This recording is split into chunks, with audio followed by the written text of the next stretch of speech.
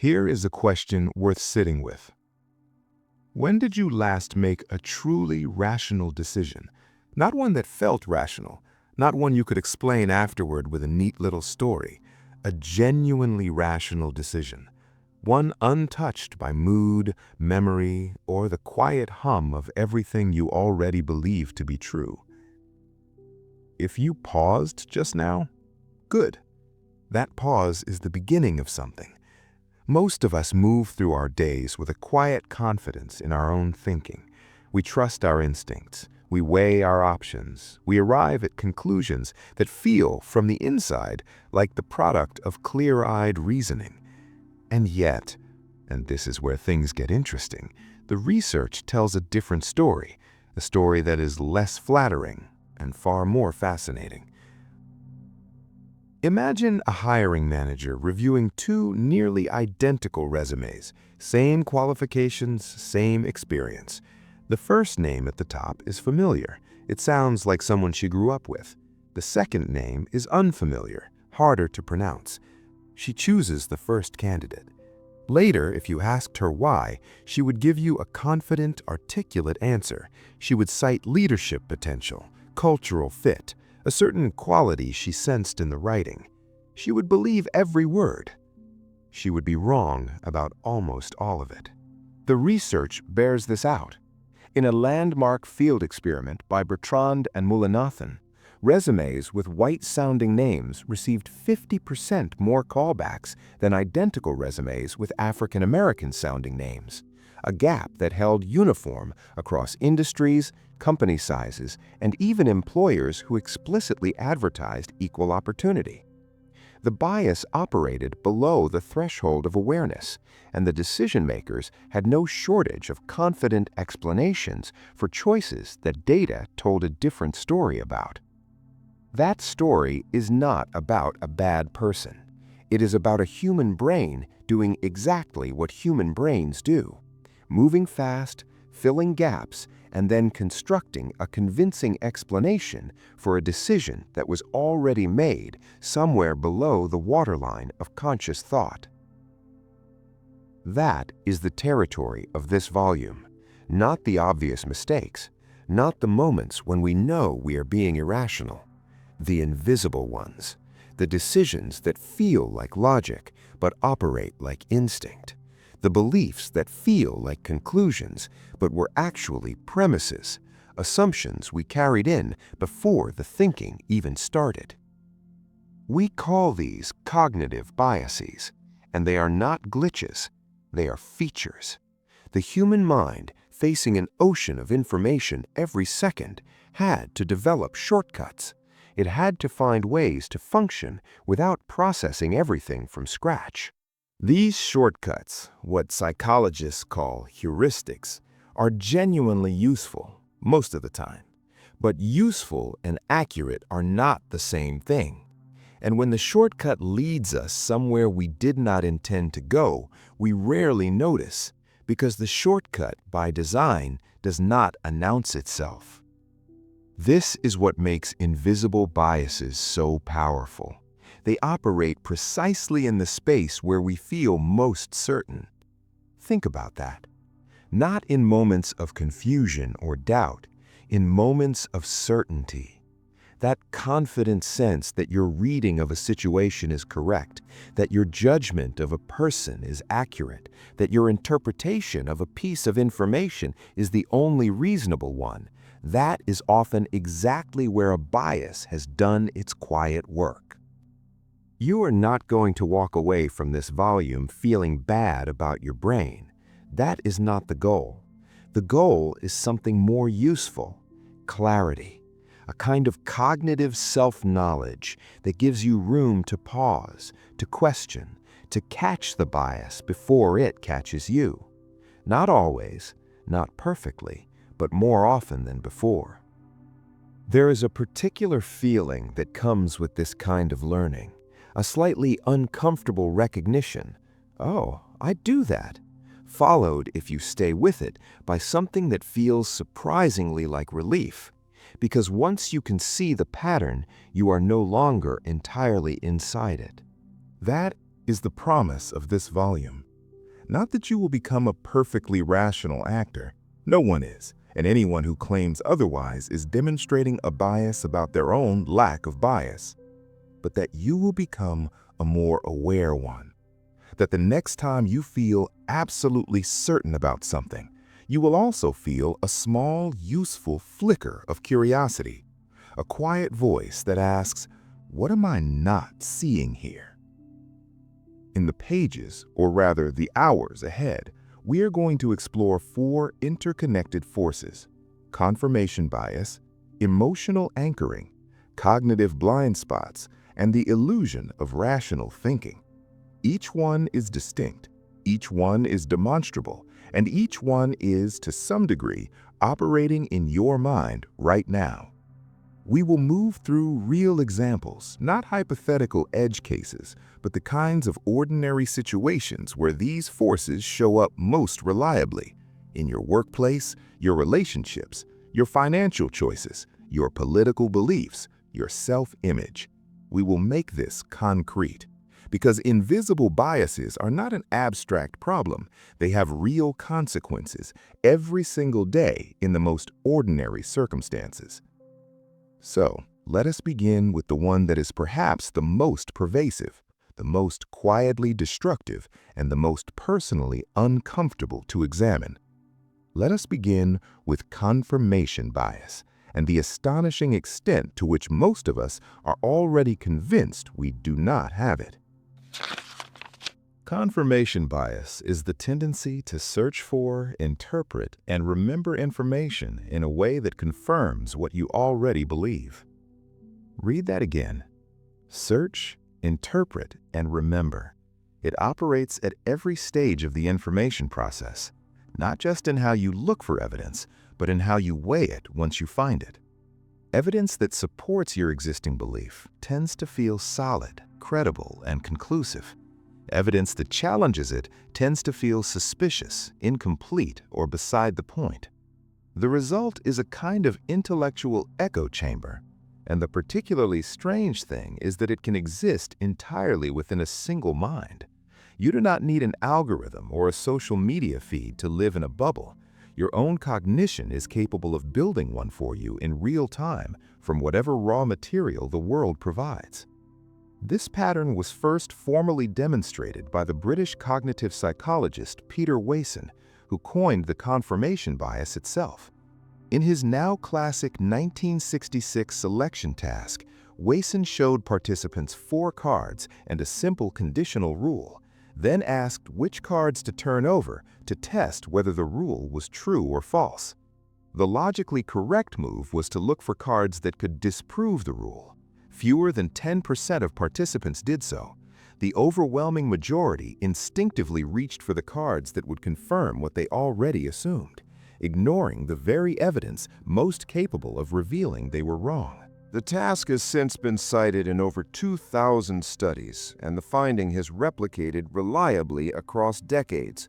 Human beings are not natural falsifiers. We are natural confirmers. Researchers have since observed this pattern across domains, ranging from political belief to medical diagnosis to investment decisions. In one category of experiments, people are shown the same data set and asked to evaluate it. Those who already hold a strong belief in one direction consistently rate studies that confirm their view as better designed and more convincing, regardless of the actual methodology. The data does not change, the judgment does. Marcus has been convinced for 3 years that his manager does not value his contributions. Some mornings, this belief sits quietly in the background. Other mornings, it is right at the surface, coloring everything. Last Tuesday, his manager praised a colleague's presentation in the team meeting and said nothing about Marcus's report, which he had worked on all weekend. Marcus noted this carefully. Proof. What Marcus did not note, his manager had sent him a detailed email the evening before, highlighting 3 specific strengths in his analysis. He had read it quickly, filed it, moved on. The silence in the meeting felt significant. The email felt like noise. That is confirmation bias at work, not in dramatic, obvious distortion, but in the quiet, daily sorting of which moments count. Where in your own life are you curating evidence without realizing it? Think of a belief you hold with particular confidence about yourself, about someone close to you, about how your industry works, about what you are capable of. Now, ask, when did you last genuinely look for evidence that challenges that belief? Not to disprove it, just to test it. This week, identify one belief you hold with strong confidence, then do the following. Step 1. Write the belief down in one clear sentence. Step 2. Deliberately seek one piece of evidence that does not support it, not to abandon the belief, but to see what you find.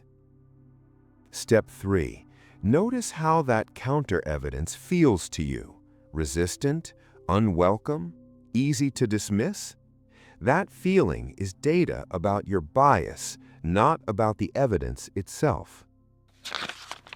Anchoring is what happens when an initial piece of information, often arbitrary, often irrelevant, exerts a disproportionate pull on every judgment that follows. The demonstration that established this phenomenon is now one of the most replicated findings in behavioral science. In 1974, Amos Tversky and Daniel Kahneman ran an experiment in which participants first spun a rigged wheel of fortune, secretly fixed to land on 10 or 65, then estimated the percentage of African countries in the United Nations. The number on the wheel had nothing to do with the question, but it shaped the answer anyway. Participants who saw 10 estimated around 25%. Those who saw 65 estimated around 45%. The same question, the same facts available to both groups produced radically different answers depending entirely on which irrelevant number had been placed in front of them first. But anchoring is not only numerical, it is emotional. The first impression you form of a person casts a long shadow over everything you notice about them afterward. The opening offer in a negotiation shapes what feels like a reasonable counter. The first price you see for a product determines whether the second price feels like a bargain or an insult. The anchor does not feel like a bias. It feels like a starting point, a natural place from which to reason forward. That is precisely what makes it so effective. Priya is negotiating her salary for a new role. She has done her research. She knows the market rate. She walks in prepared. The hiring manager opens with a number that is notably below what she expected. Priya feels it immediately, a small internal recalibration. The number she had planned to ask for suddenly feels bold, aggressive even. So she adjusts. She comes in lower than she intended. She frames it as being reasonable. Later, reflecting on the conversation, she will wonder where her preparation went. The anchor was placed, and without a clear strategy to resist it, her confidence quietly shifted around it. Think about the last time a first impression of a person, a price, or a situation shaped how you interpreted everything that came after. Did you notice the anchor being set? Or did you only recognize it later, if at all? Before your next significant decision, a purchase, a negotiation, an evaluation of someone's work, pause and name the anchor. Ask, what was the first number, impression, or piece of information I received, and how much is it shaping what I think is reasonable right now? Naming the anchor does not eliminate its power, but it creates enough distance to ask whether you want to be standing that close to it. A blind spot, in the literal sense, is the small area of your visual field where the optic nerve connects to the retina. There are no photoreceptors there. You are technically blind in that spot, all the time in both eyes. And yet, you almost certainly have no experience of seeing a gap in your vision. Your brain fills it in, seamlessly, confidently, without asking. Cognitive blind spots operate on the same principle.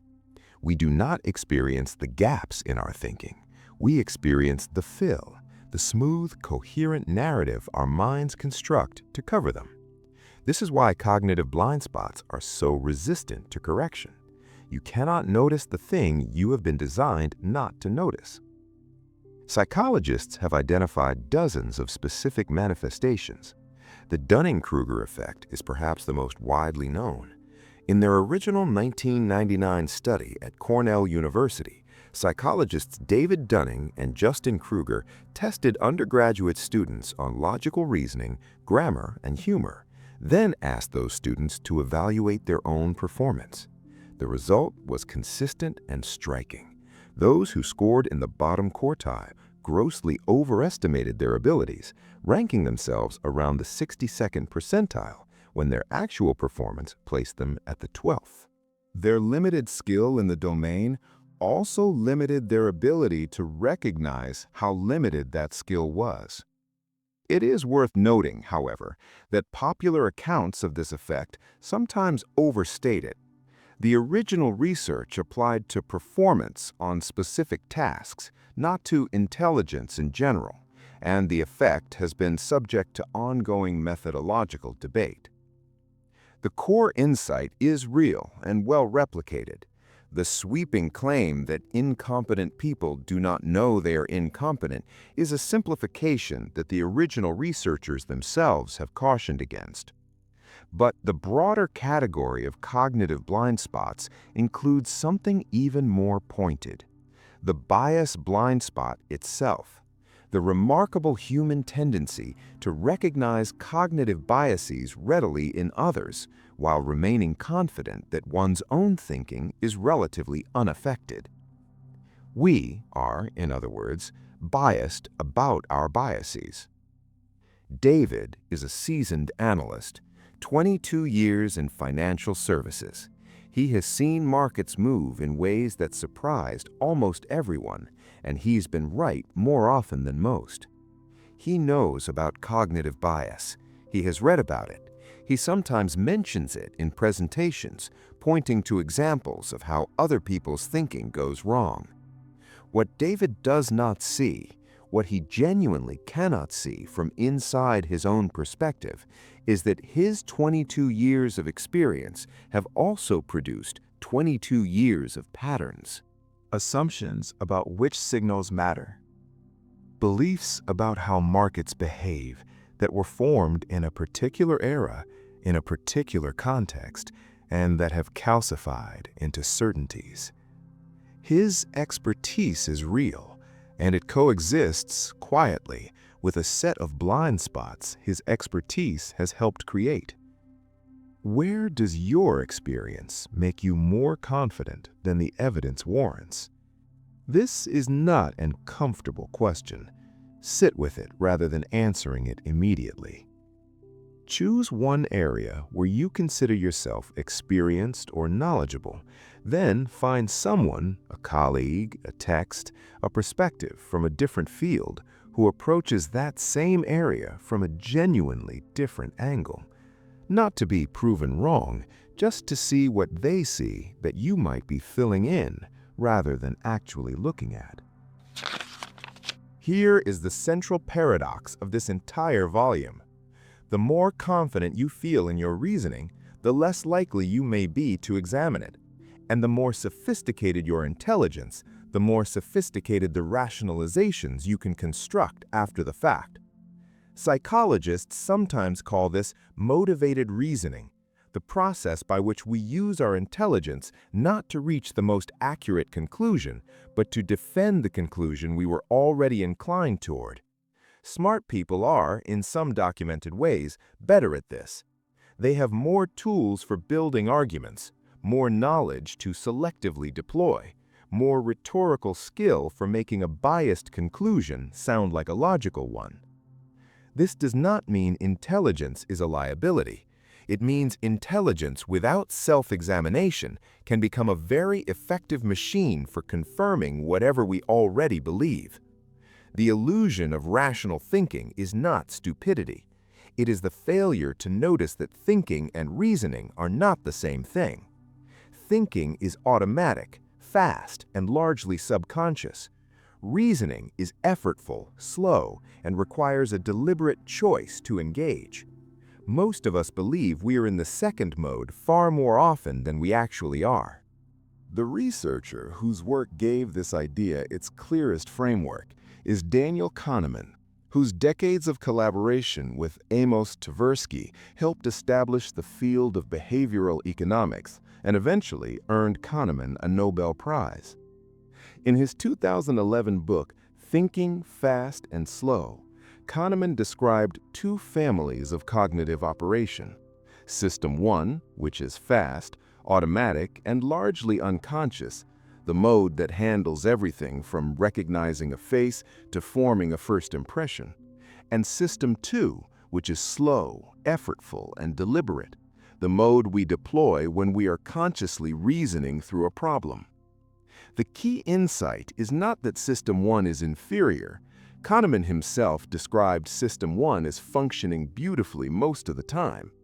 The insight is that System 1 is running the show far more often than System 2 realizes, and that System 2 frequently steps in not to correct System 1's conclusions, but to narrate them convincingly after the fact.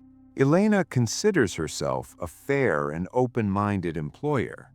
She genuinely believes this. She has made deliberate efforts to build a diverse team. She reads widely.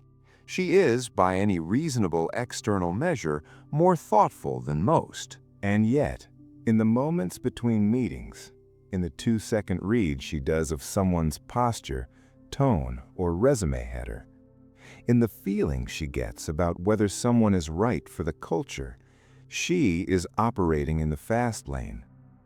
The slow, deliberate, fairness-oriented thinking she identifies with comes later, checking and occasionally adjusting decisions already largely made.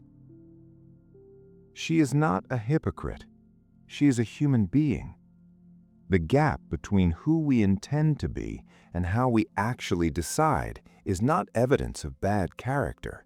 It is evidence of a brain doing what brains do.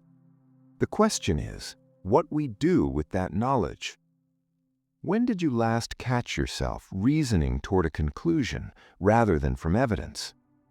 And here is the harder question. How would you know the difference? Knowledge without application is just interesting furniture. You can arrange it beautifully in the room of your mind, admire it, point it out to guests, and change nothing about how you actually live. So this section is deliberately practical, not a summary, an invitation to act. Let us start with what you have encountered in this volume and distill it into 3 connected practices. The next time you feel absolutely certain about something, a judgment, an interpretation, a decision, pause for 3 seconds before acting on that certainty. Just like that. In that space, ask one question. Is this conclusion or is this assumption dressed as a conclusion? You do not need to dismantle the certainty. You simply need to give it one moment of examination before it becomes action. This is borrowed from the spirit of what good scientists do, not to prove themselves right, but to try actively to prove themselves wrong. When you form a belief about a person or situation, spend 60 seconds genuinely trying to construct the strongest possible case for the opposite view. Not to change your mind, to ensure your mind is actually engaged, rather than simply confirming its prior. This is uncomfortable. Discomfort in this context is the point. Think of a decision you are currently facing.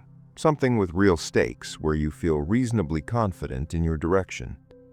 Step 1. Write down the decision and your current lean in 1 sentence each. Step 2. Identify which bias from this volume might be operating. Is there an anchor shaping your sense of what is reasonable?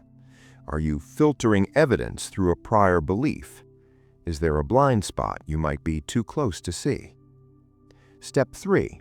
Name one piece of information you have not yet sought, information that might complicate your current direction. Decide whether to seek it before you finalize your choice. That is the exercise. Not a radical overhaul of how you think, a single, deliberate act of looking sideways at your own reasoning. No individual can fully audit their own blind spots. That is definitional. If you could see them clearly, they would not be blind spots. This means that one of the most powerful tools available is other people, specifically people who will tell you what they actually think rather than what they believe you want to hear. Not critics for the sake of criticism, honest interlocutors, people whose disagreement you trust enough to take seriously. If you do not currently have someone in your life who plays this role, that absence is itself worth examining. 6 words. Say them when certainty arrives too quickly. My certainty is a question mark. We began with a question. When did you last make a truly rational decision? By now, the honest answer is probably something like, less often than I thought, and that is both unsettling and strangely freeing. Unsettling because the biases we have explored today are not occasional visitors, they are residents. They live in the ordinary texture of your thinking, in the candidates you respond warmly to, in the risks you underestimate because they feel familiar, in the friends you give the benefit of the doubt and the strangers you do not, in the stories you tell yourself about why your choices were sound. Freeing because, and this matters, awareness is not nothing. It is not everything. Knowing about confirmation bias does not make you immune to it. Knowing about anchoring does not mean the first number you hear loses its pull. But awareness creates a small, functional gap between the bias and the action it would otherwise produce unchallenged. That gap is where your agency lives. That gap is what this volume is ultimately about. You are not being asked to become a different kind of thinker overnight. You are being asked to become a slightly more awake version of the thinker you already are. To add a question where a conclusion used to simply arrive. To treat your own certainty as information about your thinking, not proof of the world. The people who navigate complexity most effectively are rarely the most brilliant or the most confident.